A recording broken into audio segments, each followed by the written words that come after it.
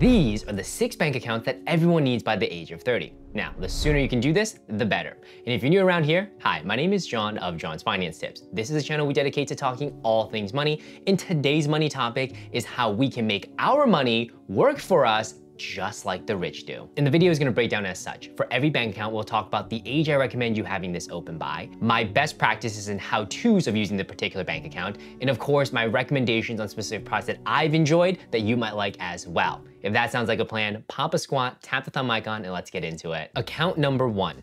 A checking account. A checking account is your main operating base. This is the account that the majority of your money is gonna hit every single month, and then from there, you're gonna figure out where you want to move it to, whether to a different bank account, whether to pay bills, but this is absolutely key and essential of where the majority of your money should be collecting. What age should you have this account open by? 18. This is one you need as soon as possible if you do not currently have one. If you're not 18 yet, get that calendar date marked because when you turn 18, open one of these accounts. How to use this bank account? The simplest way is you deposit money in here. But for me personally, how I actually use this account is this is the account that I only use for internal money movements, meaning I have a checking account and I have it connected to, say, a savings account or retirement account. And from there, I transfer money from my checkings over to those accounts. In addition, I use this account to pay bills such as credit card bills. I practice a principle where I never use my checking account for external payments. The only caveat is if I needed to withdraw cash, but other than that, this is not a bank account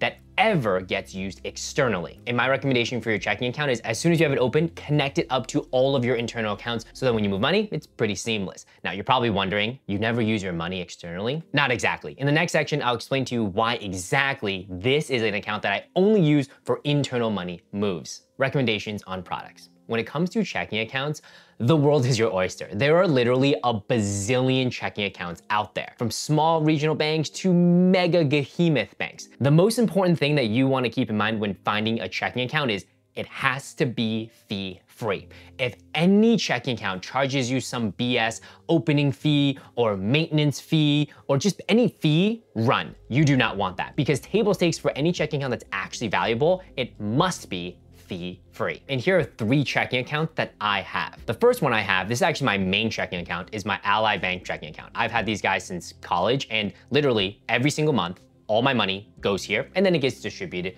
internal. The second type of checking account I have is actually very specific to the lifestyle I live. I travel a ton. I'm out in China, Singapore, the Maldives. And when I travel, some of those vacations, it's easier to have cash. So I have a checking account dedicated for the purposes of getting cash from anywhere in the world fee-free.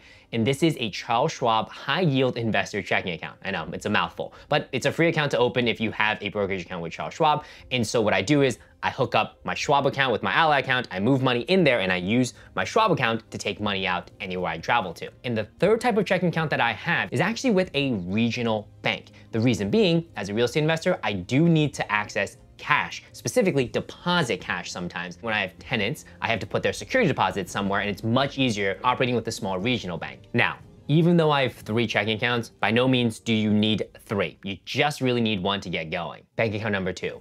A credit card. Every single bank account on this list is incredibly important, but the benefits of this account is the one that you're gonna be feeling the soonest, and I would argue is probably one of the most important accounts to open because of the fact that having a credit card could save you tens, but more realistically, hundreds of thousands of dollars in interest payments. And why is that? Well, by having a credit card, you can quickly start building a credit score. And having a strong credit score gets you better loan terms, whether it be for student loans, auto loans, or a mortgage. And that equates to beaucoup money that you can save. Not to mention, a credit card is probably the easiest way to lock in everyday savings in the form of cashback, or if you enjoy things like traveling, getting significantly discounted and or free travel. What age should you open this bank account? My recommendation, between the ages of 18 and 21, you must have opened at least 1 credit card. And if you have a very limited or thin credit profile, no worries, we all start somewhere. You just have to look at either student credit cards or secured credit cards, and then eventually you'll graduate to the ones with more bells and whistles. How to use this bank account? A credit card, for me, is for external payments, period. Contrast that to checking accounts where it was for internal payments only. Now, why do I use a credit card for external purchases and not a checking account where all my cash is? Well, for one, I have much better fraud protection with credit cards. In fact, most credit cards come with $0 fraud liability, whereas checking accounts, there's a certain time in which you need to report fraud or else you might be on the hook for some or all of the money. The second reason, the most important, is that there's actually tangible value from earning things like cashback and points from credit cards that you can then use for savings on everyday purchases or on travel, whereas for most debit cards, you're not gonna get that. Not to mention benefits like purchase protection or travel insurances come built in with some credit cards, whereas with checking accounts and debit cards, that pretty much is non-existent. And if you are going to be getting a credit card soon, the #1 rule with credit cards, and the most important rule, folks, pay on time, pay in full. We will never carry credit card debt. If the cash is not on hand to pay off that bill in full every month, you cannot swipe it on a card. And if we want to think strategically about using this type of bank account, think of times in which you might have a big purchase coming up. Maybe you're moving away, maybe you're starting school, maybe you have a vacation you're paying for. Whatever that circumstance is, make sure you are leveraging that spend for a sign-up bonus. Some credit cards come with amazing sign-up bonuses where you might get 50, 70, 100,000 points if you spend $700, $1,000, $4,000 in 3 months. Well, if you are already going to spend a good amount of money in the coming months, then you might as well get a credit card with a big sign-up bonus, and that sign-up bonus translates into savings in your pocket. Now, my recommendations for products. Similar checking accounts, there are a bazillion credit cards to choose from, so I'll just give you a very high level of a couple I really like. The Discover Cashback for beginners. No annual fee, no foreign transaction fee. The no annual fee built MasterCard for people who like to travel. You get 3x on dining, 2x on travel, 1x everywhere else, and also you earn 1 point for rent, which is very interesting, especially if you live in a high cost area like New York City or LA. And then for folks who are interested in the travel game, right? The sipping on champagne, knocking back caviar, you can look at credit cards with annual fees. Cards like the Chase Sapphire Preferred or the American Express Gold.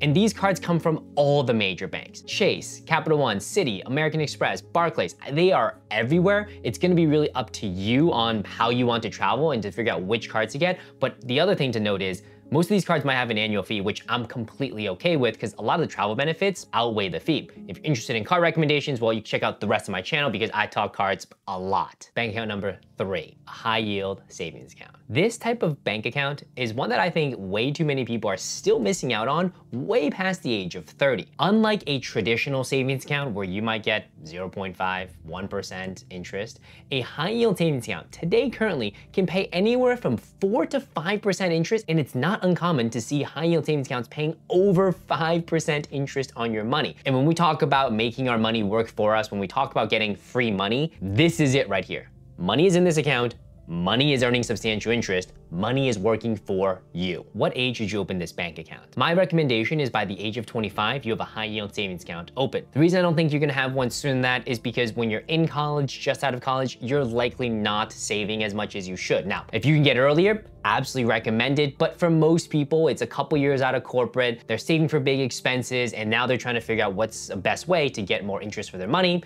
Take a look at a high yield savings account. How to use this bank account? Savings, savings, savings. This is the account where you set it up and you put your emergency fund money, which I recommend having 6 to 12 months reserved. This is the account that you put your wedding savings into, the account you put your car down payment or home down payment into.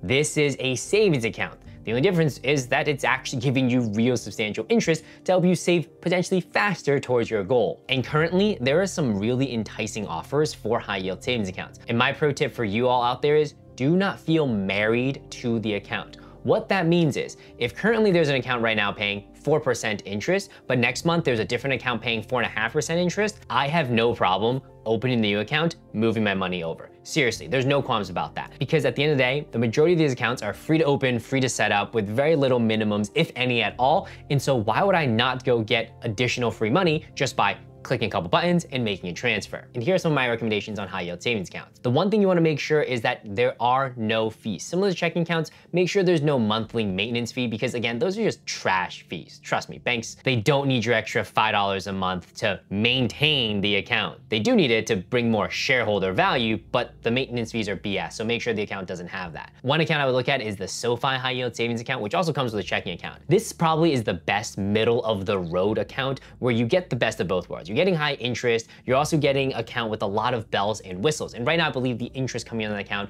is 4.6%. Another high yield account I would look at is the Laurel Roads high yield savings account, which has an interest rate of 5.15%. And the third one I might consider taking a look at is the UFB Direct high yield savings account, which comes in at 5.25%. And for any of these products I've talked about up to now, checking accounts, credit cards, high yield savings accounts, if you like to support my channel, you can feel free to check out any of my affiliate links in the description box down below. Bank account number 4. An employer-sponsored retirement account. For most of us, this is known as either a 401k or a 403b. This is an account that you put money in to one day hope to have it back in retirement. Now, of course, once the money is in this account though, you're going to then invest it in whatever investment vehicle of your choosing. And the other thing to note about employer-sponsored retirement accounts is they are tax advantaged. The money going in can either be pre-tax or post-tax money. What age should you open this bank account? For me, I would say by the age of 21, you should likely have this open, but it could be dictated by when you get employed at an employer that has an employment-sponsored retirement account. Though for most folks, out of college, you most likely gonna have access to one of these. How to use this type of bank account. Number 1, get the match. If your company is telling you they will match you dollar for up to 6% of contributions into your 401k, put at least 6% in there. Do not miss out on free money. That's literally a 100% return on your money. My recommendations for where you can get this type of account, well, unfortunately, it's largely gonna be what your company offers you. You really don't have a choice. However, where you do have a choice is if particular funds in the account are not that great. And so if that's the case, I actually highly recommend you whether to hit up your benefits administrator or whoever your HR business partner might be and try to see if you can get better access to better funds. What I mean by that is there are certain funds within 401ks or 403bs that might have some ridiculous fees associated, a 1% fee or a 0.5% fee. And if that's the case, that's a big no-no when it comes to trying to invest for long-term success. And so you reach out to your HR business manager, you reach out to your benefits administrator and see if they're willing to go and try and find you funds or add additional funds that have lower expense/management fees. Bank account number 5. This is a Roth IRA. And a Roth IRA is another form of retirement account, but this one specifically is an individual retirement account that you don't actually need associated to any company. And so pretty much anyone can go and open a Roth IRA. And what's special about a Roth IRA is the money that goes in there has already been taxed, which means that money that goes in there is gonna grow, and when you withdraw it in retirement, it is entirely tax-free. And what I love about a Roth IRA is that you are controlling your tax situation for the future.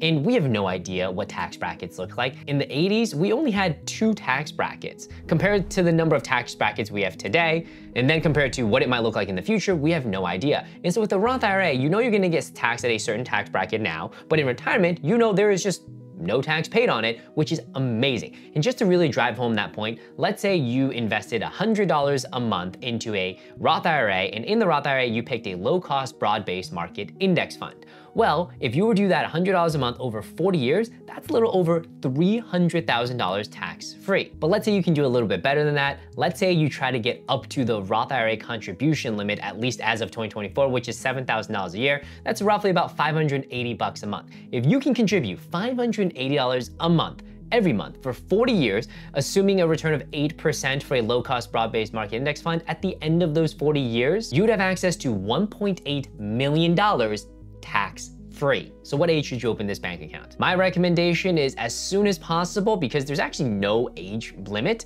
However, most people are probably not gonna open one until they're at least 21 when they've started working their first big boy or big girl job making some real income. But my personal recommendation, if you can open one at 18, open it and even just put some money in there, right? I don't know, $10, $50 a month because the tax bracket you're in at this point is so low, and then you're guaranteeing that, well, you won't ever pay taxes again on the money you initially put in there. So ideally you have it by 21, but if you really can, even sooner than that would just benefit you in the long term. How to actually use a Roth IRA. I mentioned earlier, you wanna contribute to a Roth IRA when you're in lower tax bracket. If you are already flashbang, come out of college, you're working a high paying investment banking job, you're making $500,000 a year, which I know is a little unreasonable, but still, if you're already in the top tier bracket, a Roth IRA might not make a ton of sense because you're paying the most amount of tax on that money. And even though you're guaranteeing no tax paid, well, you're likely gonna be in a lower tax bracket situation when you retire. Hopefully that makes sense. Whereas if you are just in college, just graduated college, a couple years into a corporate job, you're probably in a tax bracket that's a little bit lower.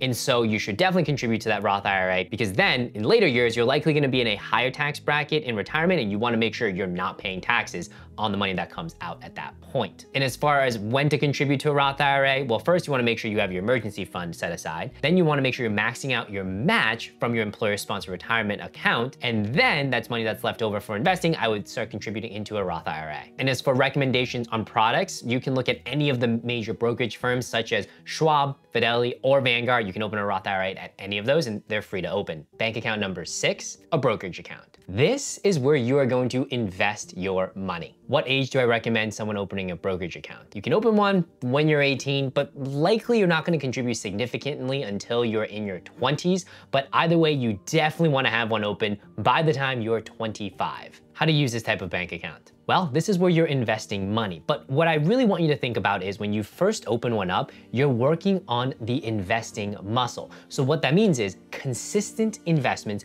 over an extended period of time. Now, it doesn't have to be putting in $1,000 or $10,000. It could be as simple as putting in $10 every single month and then investing that $10 into some stock of your choice. Now, my personal recommendation for most folks, if you are early on in your career and you're in your 20s and you want to start investing, if you want long-term success, low cost, broad-based market index funds. For me personally, it's a mix of VTI, VXUS, and I haven't quite added in BND yet, and maybe later on I will, but really it's a mix of US equities and international equities, and that is largely it. Because historically, if we even just take a look at the top 500 companies in the US, the S&P 500, well, over time, it returns anywhere from 8 to 10% annualized. And so for me, I'm thinking, hey, listen, I'm not gonna chase the next hottest stock picker because, well, I can't pick it and neither can you. However, I am gonna diversify, pick into the entire stock market because over time, it does tend to go up and to the right. Now, as far as recommendations for brokerage apps, to be quite honest, I actually think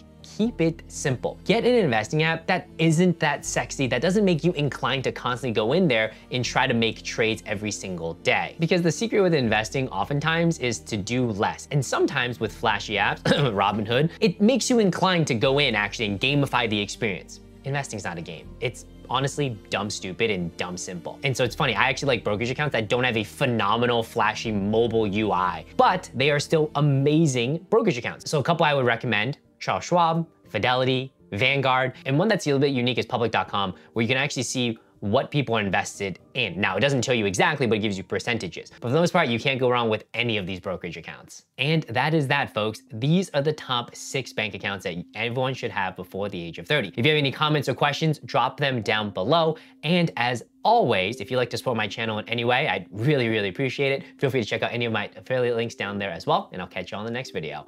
Peace!